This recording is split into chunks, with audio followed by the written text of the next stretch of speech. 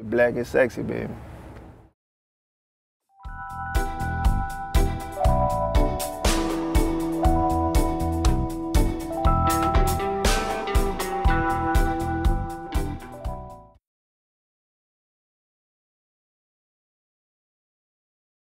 So clearly this episode is gonna be different. Number one, I'm home. But number two, I felt like it's really important to kind of talk about all of the shit that just happened yesterday. I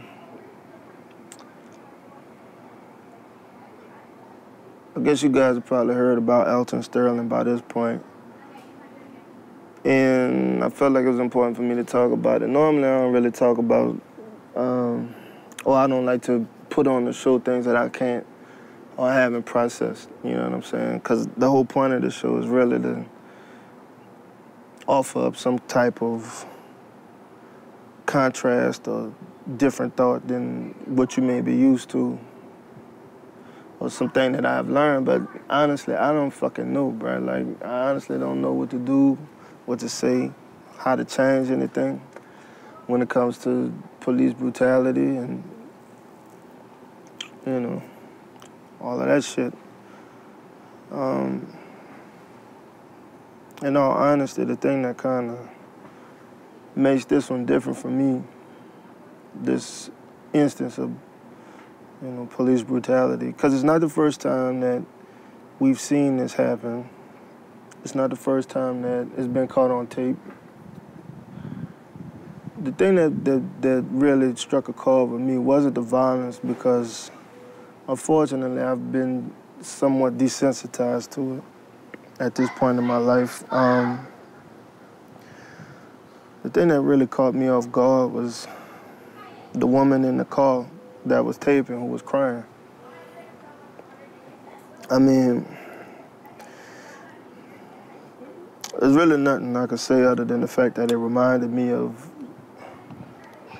you know, so many other situations like that that's happened that didn't make the news, you know what I'm saying? Made me think about my mama, who I don't have in my life anymore, and how that pain is almost universal at this point. You know, it's fucked up. And then the other thing was the man's son, you know? It's a 15-year-old boy, but I would say he's a black 15, which is different. Because when you're black and you're 15, you're not looked at by the world as still innocent. And watching that press conference and seeing him break down like that, man, I lost it. Like, I was legit crying, for real, for real. And it was because I could see that not only did he lose his protector, you know, in his father, he lost him to those who were sworn to protect him. And at the same time, he inherited his father's description on the police scanner. You know, black male. And now at 15 years old, he's the only thing that stands between the world and his mother's doorstep, you know. And the shit came at him fast and he couldn't hold it. And I don't think he should. But from here on out, you know, does he have a right to be the angry black male? I know it's a touchy subject, but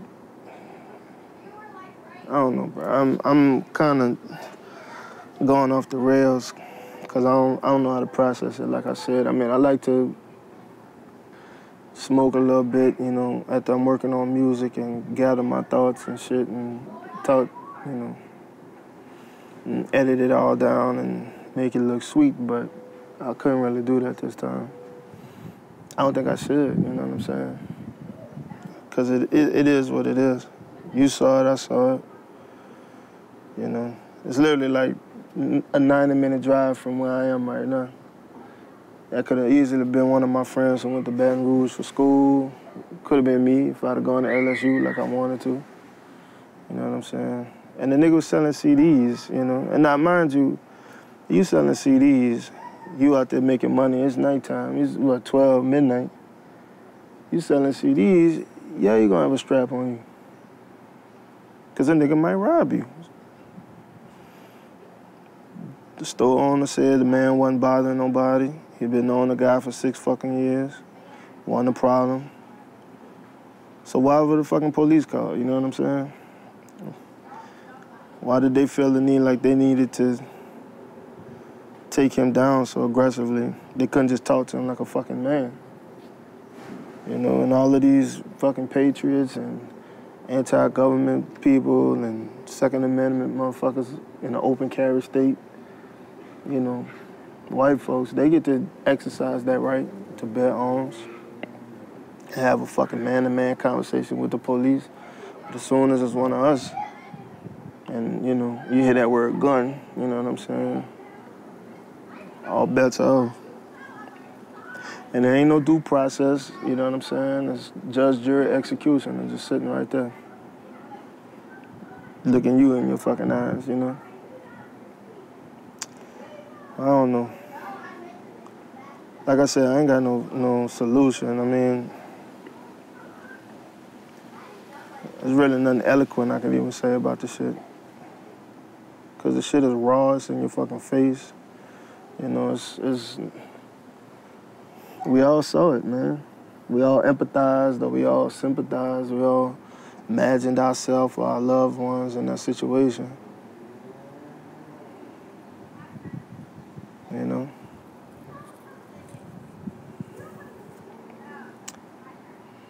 The other crazy thing is, you know, I was out there marching when the verdict came in with Eric Garner. And, you know, we marched down to the whole of Manhattan, you know what I'm saying, until the police broke it up. I'm not for marching, like, to be honest. I don't really think it does much. It's a display of solidarity, but it's not necessarily a show of force, and there's a difference. Because we could all be together on something, but without force behind it, you know, it's basically just a block party.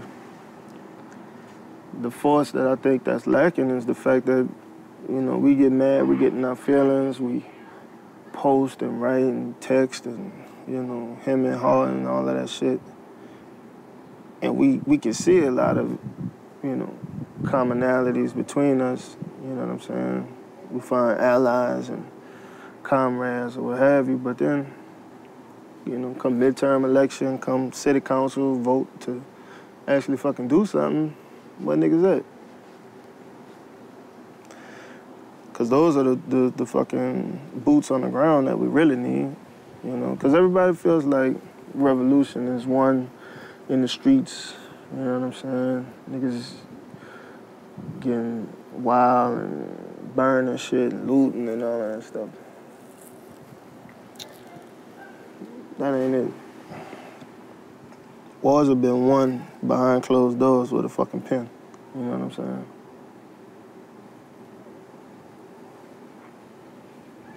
saying? It is mightier than a sword.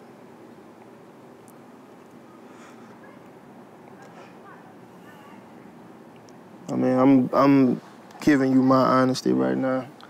I don't fucking know if I want to stay in this country no more. I don't know if I want to raise kids. I don't even know if I want to fucking have kids. You know what I'm saying? Because I don't know how to fix it. It seems like you got a lot of niggas who want to talk, and they make money off of talking. You know what I'm saying? And saying the same shit a nigga said 100 fucking years ago. 200 years ago, whatever. There's nothing more to be said. I can't offer a solution, I don't know. But I ain't feel like I should just talk about the shit just to talk about it. Like, I'm really trying to get the shit off my chest. My normal way of doing that is locking myself in a room quietly and processing shit and drinking, smoking, self-medicating. And by the time I work all that shit out, you know, it's something tangible that makes sense, but I can't make sense of this right now. But the show must go on, right? Fucking crazy.